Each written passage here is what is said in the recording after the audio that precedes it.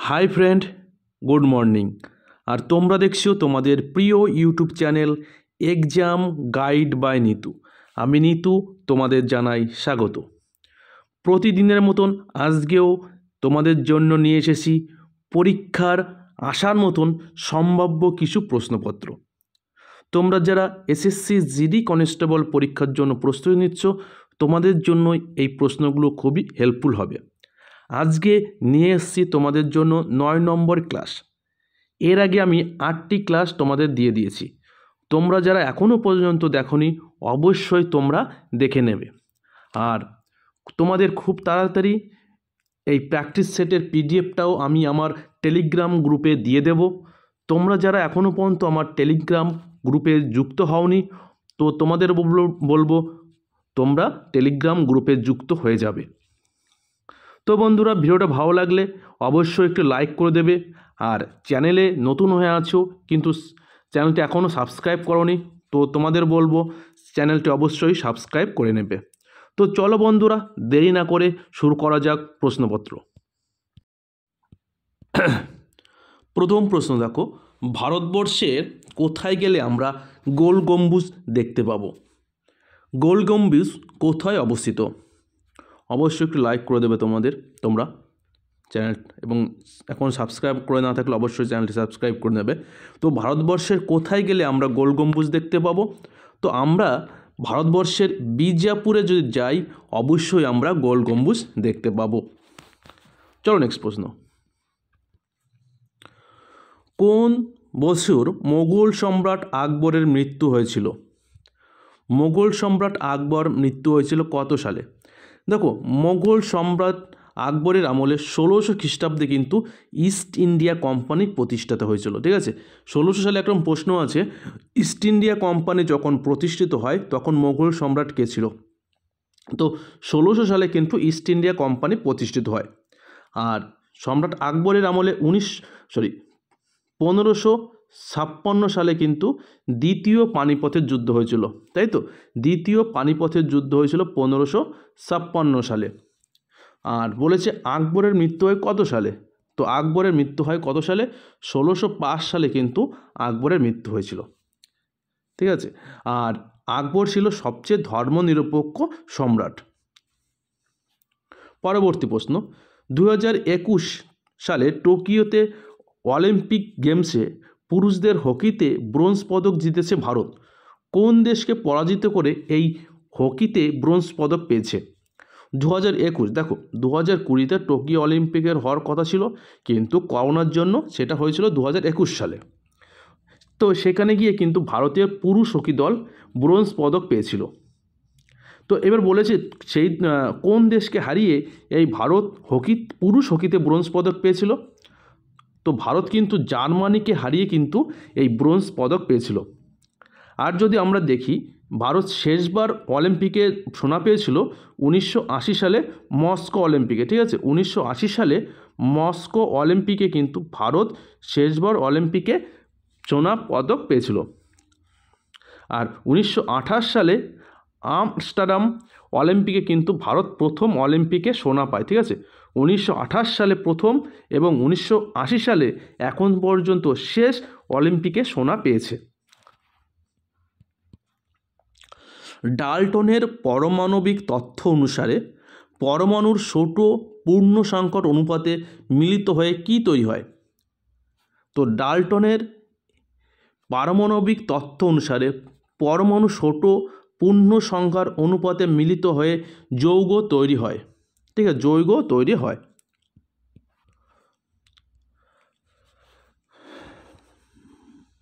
বলেছে নিম্নলিখিত ভারতীয় স্পিনারদের মধ্যে কে একদিনের আন্তর্জাতিক ক্রিকেটে 6 উইকেট নেওয়া একমাত্র ভারতীয় মহিলা ক্রিকেটার হলেন? তো ভারতীয় মহিলা ক্রিকেট দলের কোন স্পিনার বলার যে আন্তর্জাতিক ক্রিকেটে একই ইনিংসে 6টি উইকেট পেয়েছে? এর আগে কোনো ভারতীয় ব্যক্তি বা ভারতীয় মহিলা ক্রিকেটার কিন্তু এই 6টি উইকেট পাননি। তো তিনি হলেন ভারতের স্পিনার বলার দীপ্তি শর্মা। ঠিক আছে। ভারতীয় স্পিনার বলার দীপ্তি শর্মা প্রথম মহিলা ক্রিকেটার হিসাবে একদিনের ক্রিকেটে কিন্তু 6টি উইকেট পেয়েছে। এটা কিন্তু খুব ইম্পর্টেন্ট একটা প্রশ্ন। পরবর্তী প্রশ্ন, নাগারা মন্দির সাধারণত কোন স্থাপত্য শৈলী থাকে? নাগারা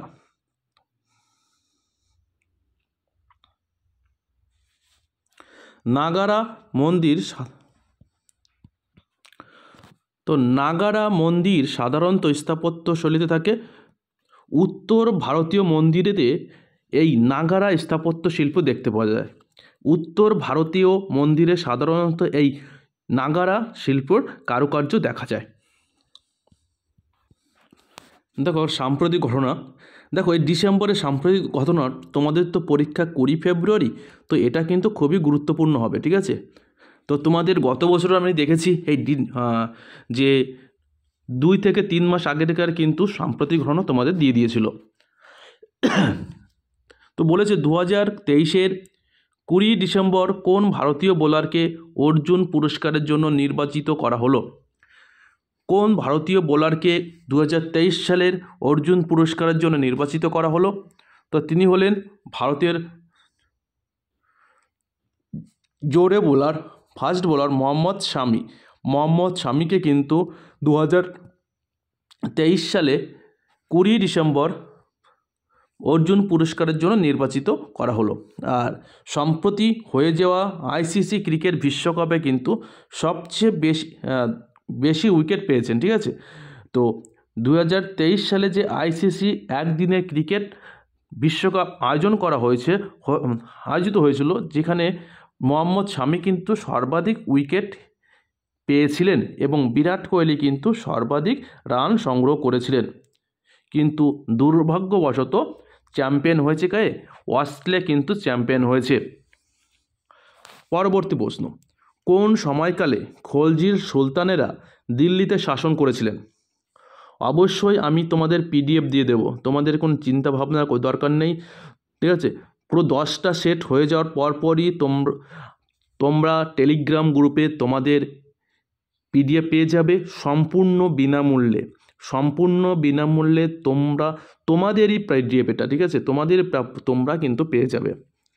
তাহলে কোন সময়কালে খলজি সুলতানেরা দিল্লিতে শাসন করেছিলেন? তো খলজি সুলতানেরা কিন্তু 1290 থেকে 1320 খ্রিস্টাব্দে পর্যন্ত কিন্তু দিল্লিতে সিংহাসনে বসেছিলেন। তো খলজি সুলতানের আগে কারা রাজত্ব করতে দিল্লিতে? দাস, তাই তো। দাস বংশ 1206 থেকে কিন্তু প্রায় 100 বছর, ঠিক আছে, 1290 সাল পর্যন্ত কিন্তু দাস বংশ রাজত্ব করেছিলেন। তারপরে কিন্তু খলজি সুলতানরা সিংহাসনে বসেন। আর দাস বংশ প্রতিষ্ঠা করেন কে? কুতুবউদ্দিন আইবক কিন্তু দাস বংশের প্রতিষ্ঠা করেছিলেন। আর দাস বংশেরই সুলতানা রাজিয়া ছিলেন দিল্লির সিংহাসনের প্রথম মহিলা শাসক, ঠিক আছে, শাসিকা। 1236 খ্রিস্টাব্দে সুলতানা রাজিয়া কিন্তু দিল্লির সিংহাসনে বসেছিলেন এবং সুলতান রাজিয়া ছিলেন প্রথম মহিলা যিনি দিল্লির মহিলা হিসাবে কিন্তু দিল্লির সিংহাসনে বসেছিলেন। চলো নেক্সট, কোন বছর ভারতে একটি অধ্যাদেশের মাধ্যমে 14টি ব্যাংকের জাতীয়করণ করা হয়? তো কত সালে 14টি ব্যাংকের জাতীয়করণ করা হয়েছিল? তো 1969 সালে কিন্তু এই 14টি ব্যাংকের জাতীয়করণ করা হয়েছিল। 1969 সালে কততম চতুর্থ পঞ্চবার্ষিকী কিন্তু শুরু হয়েছিল, ঠিক আছে। 1969 সালে কিন্তু চতুর্থ পঞ্চবার্ষিকী পরিকল্পনা শুরু হয়েছিল। চতুর্থ পঞ্চবার্ষিকী পরিকল্পনার সময়কাল ছিল 1969 থেকে 1974 সাল পর্যন্ত কিন্তু সময়কাল ছিল। পরবর্তী প্রশ্ন, কোন পর্বতশ্রেণী ভারতীয় উপমহাদেশের সবচেয়ে প্রাচীনতম পর্বতশ্রেণী? হিমালয় পর্বতশ্রেণী কিন্তু নবীন পর্বতশ্রেণী, ঠিক আছে, নবীন। হিমালয় পর্বতমালা যখন সৃষ্টি হওয়ার আগে সেখানে কিন্তু টেথিস নামে কিন্তু একটা মহাসাগর ছিল। বিন্ধ্য পর্বত কিন্তু উত্তর এবং দক্ষিণ ভারতকে কিন্তু পৃথক করেছে কি এই নীল বিন্ধ্য পর্বত। আর ভারতের প্রাচীনতম পর্বতমালা কোনটি? আরাবল্লী। আরাবল্লী পর্বতমালা কিন্তু দিল্লি থেকে রাজস্থানের মধ্যে সংযোগ স্থাপন করেছে। কোন এরকম প্রশ্ন আছে, কোন পর্বতমালা দিল্লি এবং রাজস্থানকে সংযুক্ত করেছে? তো আরাবল্লী পর্বত কিন্তু দিল্লি এবং রাজস্থানকে কিন্তু সংযুক্ত করেছে। নিচের কোন রোগটি ব্যাকটেরিয়া ঘটিত রোগ? খুবই গুরুত্বপূর্ণ একটা প্রশ্ন। নিচের কোনটি একটি ব্যাকটেরিয়া ঘটিত রোগ? তো সঠিক উত্তর যক্ষ্মা। যক্ষ্মা কিন্তু একটি ব্যাকটেরিয়া ঘটিত রোগ। তো বন্ধুরা, তোমাদের কাছে একটু আমি প্রাপ্য যে তোমরা একটু লাইক করে দেবে এবং চ্যানেলে সাবস্ক্রাইব করে না থাকলে কিন্তু অবশ্যই বলবো তোমরা অবশ্যই সাবস্ক্রাইব করে রাখবে। এটাই কিন্তু আমার একটু চাওয়া তোমাদের কাছে, ঠিক আছে? চলো নেক্সট। নিম্নলিখিত লোকনৃত্যগুলোর মধ্যে কোন লোকনৃত্যটি মহারাষ্ট্রের নয়? দেখো এখানে কিন্তু চারটে অপশন আছে। তো চারটের মধ্যে তিনটে কিন্তু মহারাষ্ট্রের লোকনৃত্য, একটি নয়। দেখো কালী মহারাষ্ট্রের লোকনৃত্য, লাবণী, লেজিম এ কিন্তু মহারাষ্ট্রের লোকনৃত্য। আর কাঠি যদি দেখি, কাঠি কিন্তু আমাদের পশ্চিমবঙ্গের একটি লোকনৃত্য, ঠিক আছে? কাঠি একটি পশ্চিমবাংলার একটি লোকনৃত্য, তো কাঠি হবে না, ঠিক আছে? তো কালী, কলি, লাবণী এবং লেজিম এগুলো কিন্তু মহারাষ্ট্রের লোকনৃত্য। পরবর্তী দেখো একটা অর্থনীতি থেকে, কোন সময়কালকে ভারতের আর্থিক বছর হিসাবে বিবেচনা করা হয়? তো দেখো আমাদের সাধারণত বছর শুরু হয় 1 জানুয়ারি থেকে 31 ডিসেম্বর পর্যন্ত, ঠিক আছে? কিন্তু এটা কিন্তু আর্থিক বছর নয়। তো ভারতের আর্থিক বছর শুরু হয় কত থেকে? ভারতের আর্থিক বছর শুরু হয় 1 এপ্রিল থেকে কিন্তু 31 মার্চ। এই সময়কে বলা হয় ভারতের আর্থিক বছর।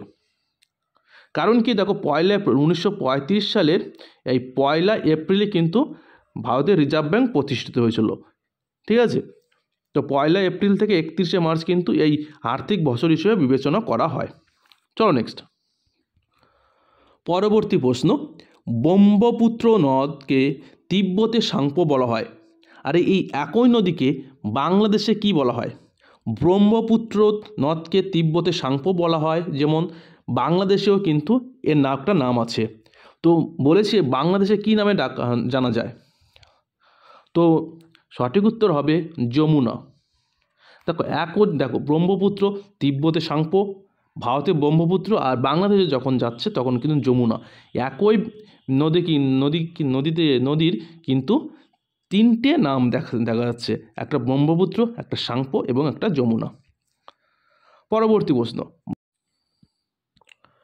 বলেছে দেখো, ভারতীয় জাতীয় কংগ্রেসের প্রথম ভারতীয় মহিলা সভাপতি কে ছিলেন? তো প্রথম ভারতীয় মহিলা যদি হতো, প্রথম ভারতীয় মহিলা কে হয়েছিলেন সেটা প্রশ্ন চেয়েছে, প্রথম মহিলা নয়। শুধু বলতো জাতীয় কংগ্রেসের প্রথম মহিলা সভাপতি, তখন কিন্তু বলা হতো অ্যানি বেসান্ত, ঠিক আছে? কিন্তু বলেছে প্রথম ভারতীয় মহিলা সভাপতি। তো সঠিক উত্তর হবে সরোজিনী নাইডু। তো সরোজিনী নাইডু 1925 সালে কিন্তু জাতীয় কংগ্রেসের সভাপতি নির্বাচিত হয়েছিলেন।